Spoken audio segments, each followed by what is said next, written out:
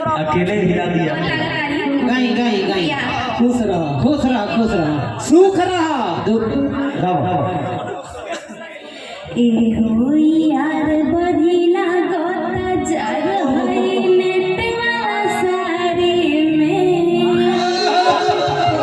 आइए ए हो यार बधिला गोता जार होई नेट वाला साड़ी में ए हो यार बधिला गोता जार होई नेट वाला साड़ी में औरता मन मोटा बेके घर पे आज बसवारी